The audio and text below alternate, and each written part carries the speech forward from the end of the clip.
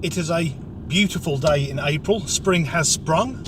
I awoke this morning to glorious sunshine and bird singing. And that means one thing, of course, and that is my fucking hay fever's come back. Now, people who don't have hay fever seem to think it's something that might make you sniffle a little bit. Whereas if you do suffer from it, you'll know it means being tortured several hours a day by Mother Nature herself. Waking up with hay fever, you wake up with your eyes streaming, looking around the bedroom to see if the riot police have accidentally fired a canister of tear gas in there.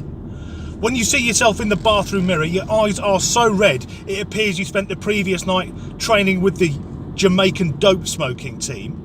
Your throat feels like you've been gargling with a combination of sandpaper and broken glass. And your sinuses are not only blocked, but they itch. The inside of your fucking head itches.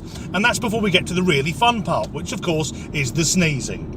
Now, for many years I was a motorcyclist, and I can assure you, one of the least pleasant things that can ever happen to you is to have a sneezing fit whilst wearing a crash helmet. Because the first sneeze makes you propel mucus into the front of the crash helmet, and then when you breathe in to sneeze again, you then breathe that back in where it mixes with the next lot of mucus, and so on and so on. There have been times I thought my epitaph would read, "Here lies Disgruntled Danny, a man who drowned in his own snot." But it's not much safer if you drive a car, because if you're driving along at 70 miles an hour, which is the national speed limit in the UK, when you sneeze, the amount of time you have your eyes closed equates to 300 feet. You're blind for the length of a fucking football pitch. But luckily, that's not likely to happen, because it's very rare you see 70 miles an hour at this time of year, because along with spring and hay fever comes the season when every local authority in Britain digs up every fucking major road and then doesn't touch it again until autumn. That's fall if you're from the New World. But if you are into roadworks, I would recommend a holiday in the UK, because on my 10-mile commute to work, I go through 7 fucking sets of them. Right now, I'm in a 50 limit. I am travelling at approximately 6 miles an hour. I've gone off topic a bit here.